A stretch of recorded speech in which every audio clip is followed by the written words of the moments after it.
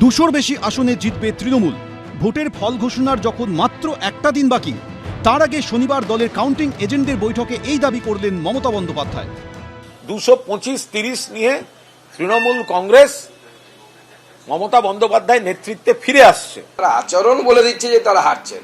পরিবর্তন না প্রত্যাবর্তন, কোন দিকে রায় দিয়েছে পশ্চিমবঙ্গবাসী তা স্পষ্ট হবে সোমবার। তার আগে স্ট্রং রুম নিয়ে চরমে পৌঁছেছে স্নায়ুযুদ্ধ। শাখাওয়াত মেমোরিয়াল গার্লস হাই স্কুলের স্ট্রং রুমে গিয়ে প্রায় 4 ঘন্টা থেকেছেন খোদ মমতা বন্দ্যোপাধ্যায়। এই আবহে গণনাতেও এতটুকু ঢিলে দিতে চাইছে না তৃণমূল শীর্ষ নেতৃত্ব। শনিবার কাউন্টিং এজেন্টদের সঙ্গে ভার্চুয়াল বৈঠক করেন মমতা বন্দ্যোপাধ্যায় ও অভিষেক বন্দ্যোপাধ্যায়। সূত্রে খবর, তৃণমূল নেত্রী সতর্ক করে দেন, ভোর 5টায় গণনা কেন্দ্রে পৌঁছে যাবেন, বাইরের খাবার নেবেন না, কেউ কিছু মিশিয়ে দিতে পারে। যদি দেখেন 200 থেকে 300 ভোটে বিজেপিকে জিতিয়ে দেওয়া হচ্ছে, সেখানে পুনর্গণনা করতে বলবেন। যদি ইভিএম হ্যাক করে কাউকে ছাড়ব না। বিজেপি মানসিকতার কিছু ডেটা অপারেটর নেওয়া হয়েছে। আপনি 4000 জিতছেন, কিন্তু 2000-এ হারছেন বলে দেখিয়ে দেওয়া হতে পারে। স্লো কাউন্টিং করতে পারে, মধ্যরাত পর্যন্ত হতে পারে। পাশাপাশি তৃণমূল নেত্রী বলেন, গণনা কেন্দ্রে 10 সেকেন্ডও যেন লোডশেডিং না হয় দেখবেন।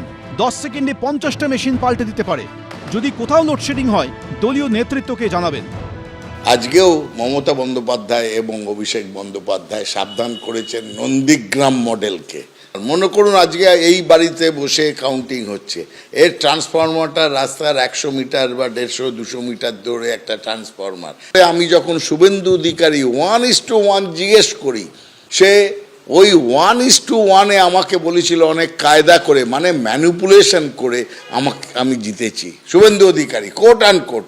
মমতা বন্দ্যোপাধ্যায় যবে থেকে নন্দীগ্রামে হেরেছেন, তারপর থেকে উনি লোডশেডিং করে স্বপ্নের মধ্যেও জেগে ওঠেন বলে আমি শুনেছি। তো স্বাভাবিকভাবে 5 বছর পরও কেন, 15 বছর 20 বছর পরেও এই লোডশেডিংয়ের স্মৃতি তার মানস থেকে যাবে না, তার মাথা থেকে যাবে না। তো সেই জন্য ভয় পাচ্ছেন। 10 সেকেন্ডের মধ্যে 50টা মেশিন, অদ্ভুত তথ্য দিলেন।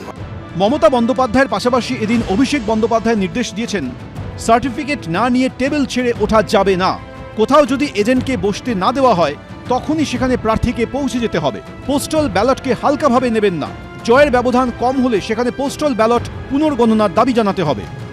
লাস্ট অবধি আমি যতক্ষণ প্রেস কনফারেন্স করে না বলবো, ততক্ষণ কেউ কাউন্টিং টেবিল ছাড়বেন না।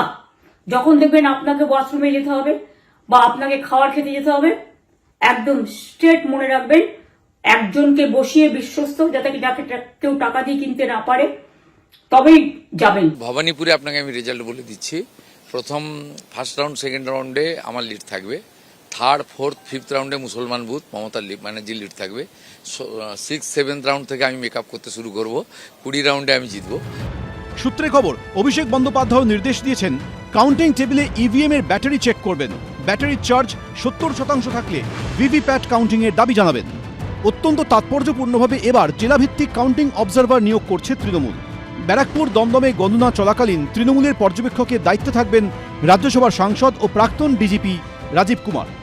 বিজেপি অনেক রকম কায়দা করতে চাইবে, তার জন্য প্রতিষেধকের ব্যবস্থা, সাবধান থাকার ব্যবস্থা বলেছেন মমতা বন্দ্যোপাধ্যায়, আমাদের নেত্রী।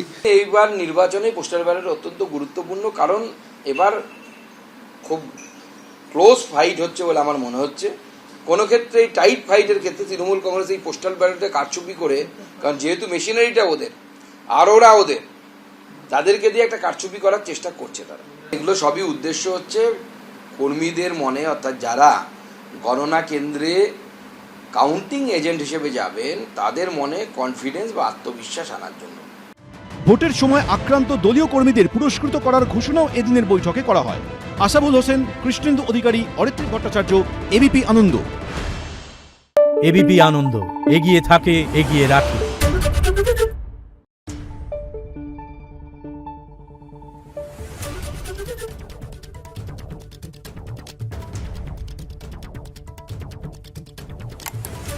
Thank you.